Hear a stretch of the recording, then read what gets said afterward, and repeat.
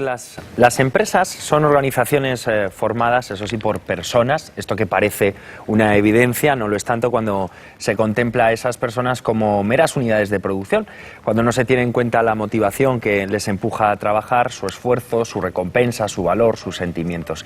Las personas tienen emociones y esas emociones bien llevadas, bien gestionadas, ¿verdad?, ayudan a levantar y sostener una empresa. Para hablar de ello, de cómo gestionar la vida emocional en la empresa, hemos reunido a 4 expertos. Por un lado, Tomás Pereda, con amplia experiencia en dirección de recursos humanos en empresas como IKEA España o Iberdrola, es actualmente director de recursos humanos de ERC España. Nos acompañan también Luis Miguel García, director de recursos humanos de Nestlé España. Durante un tiempo fue director de la fábrica de la Penilla, en Cantabria, una de las más emblemáticas de Nestlé. En el contexto internacional forma parte del Comité Europeo de Recursos Humanos del Grupo Nestlé. Nos acompaña Jordi Amenós, coach especializado en programación neurolingüística y formador del Instituto Gestal de Barcelona. Utiliza la metodología de la metáfora para resolver conflictos. Ha impartido sus cursos y talleres en numerosas empresas de la administración pública. Y por último nos acompaña Rosa María Ullé, coach también. Ha trabajado muchos años como responsable de la gestión del talento en grandes empresas multinacionales. Recientemente ha fundado una consultoría especializada en organizaciones resilientes. Bien, pues con todos ellos vamos a debatir sobre emociones, talento y empresas. Pero antes veamos un reportaje que nos muestra un abordaje distinto de los problemas. Se trata de una metodología que tiene en cuenta el sistema empresarial, sus jerarquías y su orden.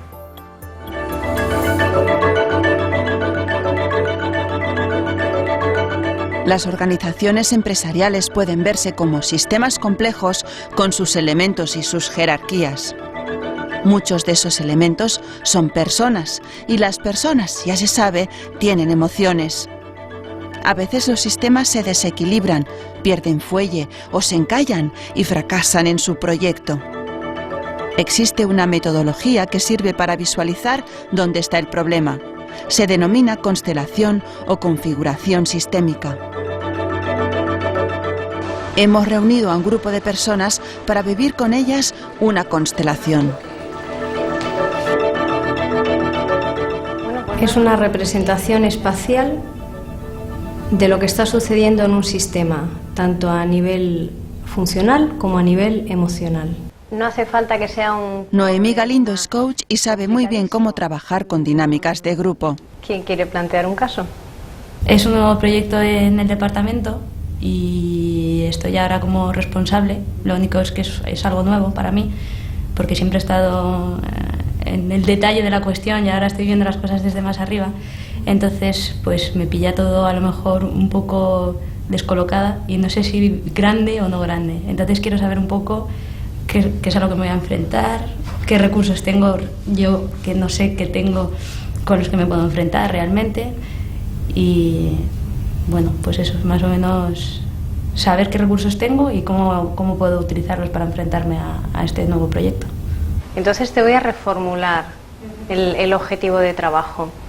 ¿Tú quieres ganar seguridad? ¿Sentirte más segura? ¿Quieres ganar seguridad con respecto al proyecto? Seguridad y a la vez fuerza, que yo creo que va unido. Separada del grupo, Alicia decide qué elementos intervienen en el sistema, junto a Noemí y a Belén, también coach ejecutiva.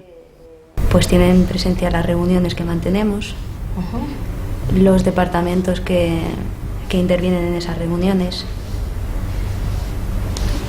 mi responsable.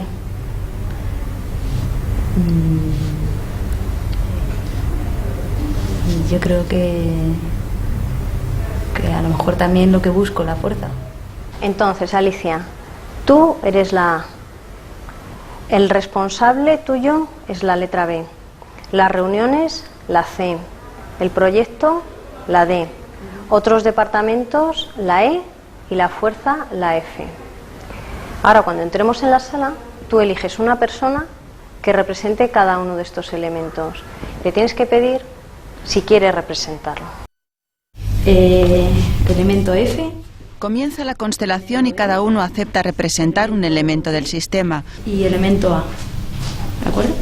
Vale. Colocándose según decide Alicia. Vamos a empezar por aquí.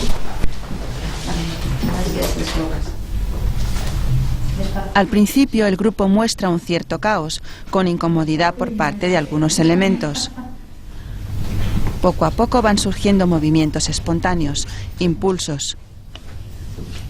Se toman distancias y A, el cliente, y D, el proyecto, se separan.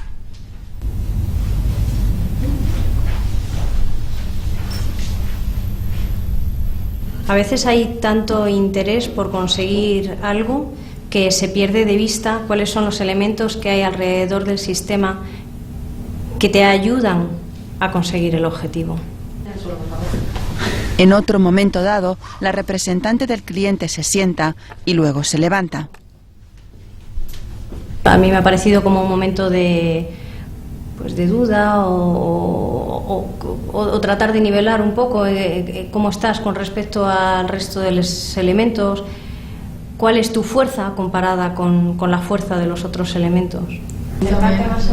En el reordenamiento, el responsable, B, queda situado a la derecha del cliente, A. Y otra cosa que creo que ayuda, y está comprobado que sucede así en los sistemas, es que la persona que tiene una posición jerárquica sobre el protagonista se sitúa a su derecha. Y en el momento que la persona más fuerte se sitúa a la derecha de la otra, el sistema descansa. Dentro de los sistemas los elementos tienen un orden natural y las organizaciones funcionan mejor cuando esos elementos están ordenados. El cliente lo que hace es representar de una manera espacial, con la corporalidad de las personas, lo que él siente que está viendo en ese sistema. Después de esto sucede que ella comprende mejor cómo está en el sistema, cuáles son los elementos funcionales que están actuando y cuáles son los elementos emocionales, que esos son los más difíciles de detectar, que están actuando dentro del sistema, tanto los que le ayudan a progresar como los que son una barrera. En definitiva, quienes utilizan esta metodología dicen que obtienen de forma rápida una visión global del sistema con la información necesaria para tomar las decisiones adecuadas.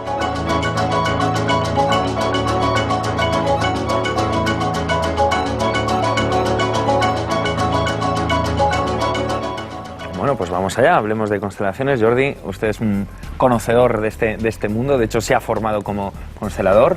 ¿Qué ventajas este método para usted? No, las ventajas de este método, por ejemplo, es que es uno de los abordajes de asesoría o de ayuda, sea en el ámbito individual o en el ámbito empresarial o de organización, que con mucha rapidez nos muestran cuál es la dinámica que se está sosteniendo dentro de la organización. Explicado con un ejemplo para verlo claro. Por ejemplo, a veces hay empresas donde hay algún nudo, hay algo que no fluye, algo que no funciona, y al poder constelar, como hemos visto en el vídeo, se ubica una imagen, de forma como una metáfora, que enseguida nos ubica, y allí podemos ver dónde está el nudo. Hay una serie, como decía la coach que hablaba en el vídeo, hay una serie de normas que parece que los grupos participan de ellas, ¿no? Quién tiene derecho a pertenecer, quién no, la antigüedad, quién toma el lugar de fuerza, dónde se debe ubicar el directivo para tener una amplia mirada. Entonces, cuando uno constela, se puede detectar qué está pasando. A veces son cosas extremadamente sencillas. Una empresa, por ejemplo, recuerdo que tenía problemas para poder avanzar como empresa. Al constelar se vio que no se daba un buen lugar a la junta directiva anterior. Había entrado la nueva junta directiva, había un acto de soberbia, nosotros somos los buenos, los otros los malos, pero esto no ayuda. No ayuda al sistema y esto se nota y se resiente luego en las relaciones humanas y sobre todo en las emociones que implican que la empresa tire adelante, desde el trabajador hasta el directivo, hasta la realidad y el ambiente que se respira dentro de aquella organización. ¿Pero qué parte de la vida emocional de una empresa sale a la luz, Jordi? A ver, la vida emocional de una empresa está constituida naturalmente por la vida emocional de los que participan de la empresa. Y ahí podemos ver si alguien está en una posición que se debilita o una posición que sufre. Otra de las normas es que cada uno esté en su sitio. A veces hay directivos que no pueden tomar su lugar.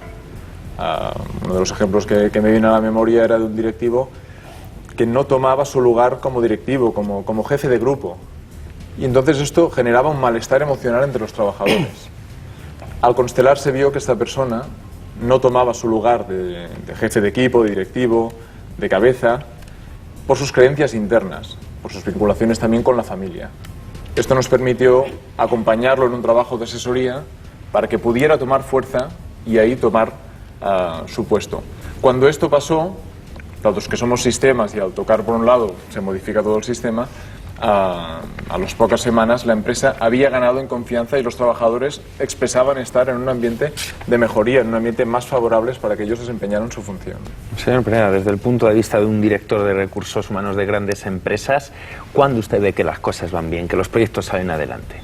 Esta es una de las preguntas que yo me he hecho durante muchos años. ¿Por qué frente a una misma realidad, frente a una misma explicación, hay proyectos que salen adelante y hay proyectos que no salen adelante? Yo no soy un gran experto de lo que estamos hablando, pero lo que sí que a lo largo de muchos años me he dado cuenta que hay un punto en donde es decir, la parte emocional de las personas, de las organizaciones, son claves a la hora de aumentar la probabilidad de que las cosas salgan adelante. Poco a poco me he estado leyendo sobre este tema y parece que cuando un mensaje que es relevante a una persona, primero llega a la parte más emocional del cerebro durante no sé cuánto tiempo, pueden ser décimas de segundo, y luego pasa a la racionalización. Ese es un momento de la verdad, ese es un momento crítico. Entonces, a partir de ese momento todos sentimos confío, no confío, me gusta, no me gusta, me apetece, no me apetece, o me voy y escapo, o me desconecto totalmente. Por eso dentro de las organizaciones yo creo que es tan importante aquellas personas que tienen esa cualidad de conectar con la parte emocional de las personas de una organización. Esas que generan sensaciones de apetencia, de credibilidad, confío en esta persona, voy adelante, incluso a veces dando pasos hacia una zona desconocida. Y esas personas son muy valiosas porque conectan con esa parte emocional de la organización, de las personas de la organización, y hace que las cosas pasen. Hacen que la gente vaya hacia una zona a veces desconocida, que nos produce incertidumbre. Pero claro, eso es una cualidad que yo creo que incluso las personas que están en este estudio, si nos preguntáramos, ¿puedes explicar qué tienen esas personas que te generan esa confiabilidad? Pues no lo sabemos explicar, pero sí que sabemos cuando podemos confiar en alguien o cuando no podemos confiar en alguien. Eso lo tenemos todos claro en nuestra vida personal. Y en la vida profesional pasa lo mismo, ¿no? Pero, con lo cual tiene que haber autenticidad, tiene que haber credibilidad en la persona, tiene que haber congruencia, porque son esos conectores con la parte emocional de las personas de una organización.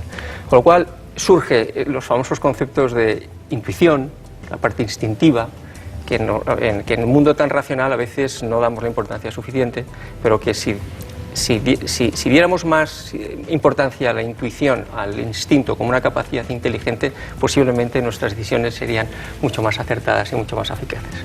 Rosa María, usted ha fundado una consultoría para crear organizaciones resilientes. Explíquenos, por favor.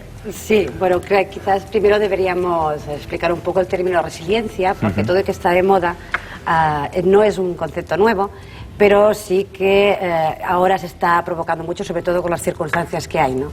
A ver, la resiliencia es la capacidad que tiene una persona o un grupo para hacer frente a las adversidades tipo pues, pérdida de un ser querido, un trauma, etcétera, y salir transformado y fortalecido. Entonces, ¿por qué pasar del concepto resiliencia a la organización? Bueno, porque una organización resiliente lo que hará es promover la resiliencia en sus miembros, pero a la vez se estructura todo su sistema de cultura empresarial, es decir, valores, misión, visión, para promover y conseguir los objetivos de la resiliencia. Siempre decimos que una organización resiliente es un adjetivo de una organización feliz, es decir, que la gente sea feliz, pero cuando la gente es feliz, y Tomás lo apuntaba, se implica, se compromete, hay confianza y demás. ¿Y por qué es importante para una organización que ganará, ¿no?, con este concepto? Bueno, pues especialmente ganará que la gente se comprometa en el proyecto empresarial, y cuando existe el compromiso y la ilusión, todo el talento, toda la gente que forma parte de la empresa es cuando realmente hace que el proyecto tire adelante, ¿no? Con confianza, con un clima de cooperación, que es importante. Antes en el reportaje del alpinista hablaban de cooperación del equipo, no de la competitividad, para conseguir precisamente unos mejores resultados. Esta es la idea que evidentemente la estamos trabajando en un libro precisamente para abordar la metodología de cómo hacer empresas resilientes. ¿Y cómo motivar a las personas, Rosa María? ¿O tenemos que ser nosotros mismos los que busquemos en nosotros la motivación? Como decía Tomás antes, esta es la pregunta que creo que todas las personas que trabajamos con personas nos preguntamos. La motivación, yo siempre decía que la motivación no existe, existe la automotivación, existe buscar aquello que a ti te ilusiona y te apasiona. Que esto va muy ligado al talento, que también ha salido antes por aquí. Tener talento, saber en qué soy bueno, qué capacidades y conocimientos tengo y a la vez qué ganas y compromiso para hacer. Que yo sepa mucho y no haga nada, está muy bien pues para tener un diploma y hacer de decoración en una pared de despacho, ¿no? Señor García, hablamos del talento, algo tan, no sé, ¿se puede gestionar? Evidentemente sí. Yo, también recogiendo las palabras de Rosa María, diría que el talento es el fruto, digamos el producto de al menos 3 componentes por simplificar. Lo que sé hacer, lo que puedo hacer y sobre todo, el más importante es lo que quiero dentro del contexto de este área de actividad, la empresa o mi vida privada, lo que quiero hacer. Esta es la parte que mencionaba Rosa María. De manera que claro que se gestiona, hay que maximizar los 3 componentes que menciono y todo el mundo sabe aproximadamente cómo se gestiona la parte de enseñar, cómo se puede hacer que la formación sea puntera y que estés entre la élite de los que saben de aquella actividad en la que tú estás trabajando. La parte de entrenar es una parte que está mucho más dedicada a verte expuesto a situaciones cada vez un poquito más retadoras, verte expuesto con la ayuda efectivamente de un buen coach o de alguien que te acompañe, pues eso, verte expuesto a ir superando tus propias metas, ir superando tus propios niveles de excelencia, ¿no? Y decía que el más importante de los 3 es cómo gestionar el quiero. El quiero requiere francamente un liderazgo inspirador. Y es ahí donde volvemos a contactar con las emociones, ¿no? Un liderazgo inspirador es un liderazgo que se basa en escuchar activamente, que no se trata únicamente del intercambio de palabras, sino escuchar activamente es este cuarto sentido de escucha que hace efecto sobre las emociones que transmiten las personas. No lo que te dicen verbalmente, sino aquellas cosas que transmiten a través de un lenguaje no dicho.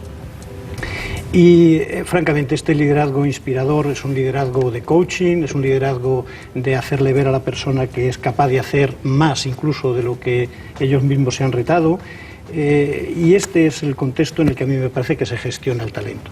Pero se puede también malograr el talento. ¿Qué creen ustedes? Sin duda. Sí. En el sentido contrario justamente a lo que acabo de decir, a mi parecer existe mucho liderazgo tóxico, equivocado, liderazgo donde no se genera la delegación suficiente, la confianza que decía Tomás, y por tanto pues las personas están siguiendo una pauta de comportamiento completamente, pues no sé, negativizada, donde no tienen este enganche emocional con la empresa, ¿no? Pero es que el liderazgo tóxico es mucho más frecuente de encontrar que el liderazgo inspiracional. Yo creo que todos tenemos experiencias de gente muy brillante con comportamiento mediocre porque estaba mal situada. Y gente, es decir, al final uno tiene que estar en el sitio adecuado donde fluya, donde florezca el talento, donde florezcan tus fortalezas, la mejor parte de ti. Y hay sitios donde realmente es como las plantas, dices, las has colocado en el mal sitio y se está muriendo. Es una planta mala, no, es una planta estupenda, ponla en el sitio adecuado y ya verás cómo florece, ¿no? Entonces, tiene que ver con la idea del sistema que comentábamos. Si el sistema está ordenado, la persona allí gana fuerza. ¿Qué quiere decir que gana fuerza? Que expande su creatividad, su pasión, su capacidad de colaboración, su manera de integrarse dentro del sistema. Se siente aceptado, se siente mirado. Entonces, desde ahí sé que es un buen lugar para tener un colaborador, para que la cosa crezca. Los líderes, de hecho, sale que son la clave del talento porque son con el que trabajas codo a codo. De hecho, un líder que tiene que gestionar el talento individual para conseguir el talento del equipo hacia los resultados de la empresa, ¿no? Entonces, desde la diversidad, la gente distinta, diversa, enriquece al equipo, pero significa que tienes que tener muchas tablas también como líder para abordar situaciones muy distintas y de gente muy diferente y diversa, ¿no? El liderazgo afectivo, de hecho, es el liderazgo más efectivo. Trabajar desde el punto de vista afectivo, de emociones y demás. Bueno, Jordi, tú eres especialista en metáforas, ¿es otra manera de abordar? Cuéntanos. Sí. No, antes lo que decía Tomás, hablaba del mundo racional y de que, claro, desde ahí cuesta. Las metáforas tienen una de sus múltiples ventajas, es que tocan directamente con el estado emocional y con los recursos de la persona. Es como si hubiera un conducto directo entre la metáfora y la emoción. Entonces, esto nos da posibilidades para un lado o para el otro. Por ejemplo, para motivar, se recomienda, lo vemos en publicidad, lo vemos en los líderes políticos, intentan utilizar muchas veces las metáforas para poder llegar a nuestras emociones. Pero en sentido contrario también nos da mucha información de qué pasa dentro de aquella estructura. Recuerdo el caso de un directivo al que, haciéndole un acompañamiento, le pregunté, bueno, su trabajo es como, invitándolo a que contestara con una metáfora. Y dijo, como un ejército. Entonces, bueno, si su trabajo es como un ejército, su manera de abordar la cotidianidad, la expansión de la empresa, y él dijo, no, yo quiero conquistar terreno, él quería pues aniquilar la competencia. Ahí había una fuerza épica, una fuerza de valentía, una fuerza también de hacer una trama con un objetivo inspirador, de pasar la historia. Ahora bien, delante de esta metáfora, la persona mostraba que la sentía, la pregunta fue, si su trabajo es como un ejército, usted se siente como, y él al instante, en un acto de sinceridad, dijo, asustado. Esta es la realidad que tenemos. Tenemos un directivo que a través de este trabajo con metáforas hemos llegado a que hay un punto de temor. El hombre sentía que se había quitado un peso de encima al poderlo decir, al poderlo mostrar. Desde ahí podemos trabajar. Y con los tiempos que corren, naturalmente que hay temor, naturalmente que hay miedo. Las circunstancias son Claro, porque extremas. muchas veces a las personas se les dice lo que deben de hacer, pero no la manera de luchar contra esas resistencias emocionales, digámoslo así. Sí, pero claro, lo que deben de hacer a veces, uno entra en una línea dogmática, ¿no? A veces en constelaciones también se dice que el asesor ha de ser el último de la cola. Ha de tener ahí una mirada amplia y una mirada de acompañamiento, pero casi de una forma invisible. Al fin y al cabo, el asesor, el coach, los que vamos a las empresas, es como si yo ahora quisiera asesorar a su empresa. Este señor sabe 1000 veces mejor que yo qué hace en su empresa, conoce su empresa, su realidad. Entonces este acompañamiento es también ponerse en un lugar adecuado para poder acompañar ese proceso. Importante. Rosa María. No, referente a esto es muy importante lo que decíamos, saber que las emociones salgan en el seno de la empresa y saber gestionarlas. Si no se gestionan, esto como las emociones del miedo. Hay un libro muy bueno de Pilar Jericó, de la gestión del talento, que hay una frase que me encanta y lo utilizo mucho en las empresas. Cuando el miedo entra por la puerta de una empresa, el talento sale por la ventana, porque el miedo paraliza, el miedo no te deja ser creativo, que afloren la innovación, que tú te sientas cómodo y confiado de poder aportar ideas en la época que además nos dicen que para salir de esta crisis hay que innovar y hay que buscar alternativas distintas. Y no hace falta genios, gente normal para hacer resultados extraordinarios. Entonces, el miedo debe gestionarse en una compañía, porque realmente es el que paraliza y te puede provocar que no avances, ¿no? Y que empieces un declive. Entonces, las emociones, todo ese cultivo de emociones, tristeza, etcétera, si no se gestionan, son como la humedad, ¿no? Que al final sale por alguna parte. Las dudas y los miedos, ¿no? Sí, eso me parece muy interesante lo que dice Rosa María. Es decir, posiblemente la alta presión durante un corto periodo de tiempo funcione, pero a medio o largo plazo destroza todas aquellas organizaciones que necesitan la creatividad y la innovación de la gente. Es decir, es una cuestión también cerebral, es decir, el cerebro se apaga cuando siente miedo y solamente está dispuesto para escapar, para huir o para atacar, pero desde luego no provoca un proceso de creatividad, de innovación, nuevas ideas, etcétera, etcétera. Entonces, yo creo que la neurociencia está aportando muchísimas cosas al mundo de la gestión de personas muy valiosas que deberíamos contemplar, deberíamos reflexionar. Hay una frase bonita sobre este proceso que es invitar a la gente a que fracase con éxito. Entonces es también quitarte esa exigencia de querer hacerlo bien, ¿no? En los procesos creativos la regla número 1 es no quieras hacerlo bien. Juega, siéntelo, quiérelo, estate dispuesto también a ensuciarte en el barro, que las cosas salgan mal y de ahí podemos sacar una buena idea. Señor García, Nestlé, ¿cómo cuida la vida emocional de sus trabajadores? Pues en Nestlé procuramos que las personas se sientan a gusto consigo mismas, ¿no? Tenemos internamente un eslogan que publicamos mucho, que es que estén a gusto con la vida y que estén a gusto con su trabajo. Recientemente, ya hace un par de años, hemos iniciado una iniciativa que pretende al mismo tiempo fomentar el alto rendimiento y el bienestar. Es una iniciativa que la hemos gestionado a base de que un grupo de voluntarios de la organización, que han sido 80, o sea que ha habido mucha implicación, nos dijeran cómo entendían ellos que tendría que ser la cultura de la empresa en un entorno de alto rendimiento. Y al mismo tiempo queremos hacer mucho hincapié en el término bienestar, porque todo esto tiene que ser hecho de forma que puedan compaginar sus inquietudes y necesidades personales con las laborales. Las dos tienen que ir acompañadas. Las dos tienen que formar parte de su balance personal y no que una tenga que ponerse en detrimento de la otra, ¿no? Entonces, las iniciativas que han surgido de este programa de alto rendimiento y bienestar nos han reclamado, pues seguramente, una mayor atención desde el punto de vista del liderazgo en cómo damos reconocimiento, en cómo damos más campo de delegación. En fin, nos han abierto una serie de iniciativas que son las que estamos trabajando actualmente, ¿no? A mi entender, es una cuestión importante manejar las expectativas, ¿eh? Entonces, tenemos también un programa que es bastante sofisticado como para que las gentes puedan compartir sus expectativas y compartir también cómo la empresa percibe su grado de desarrollo de competencias, de manera que haya el suficiente autoconocimiento de qué puedo aspirar, hasta dónde puedo llegar, y que cada uno se aprenda a conocer a sí mismo también. De ahí vienen las iniciativas de coaching interno y de mentoring, etcétera, que tienen que facilitar que cada persona, conociéndose mejor a sí mismas, sean capaces también de ubicarse dentro de la organización en el sitio donde más pueden aportar y mejor. ¿Y con los trabajadores temporales?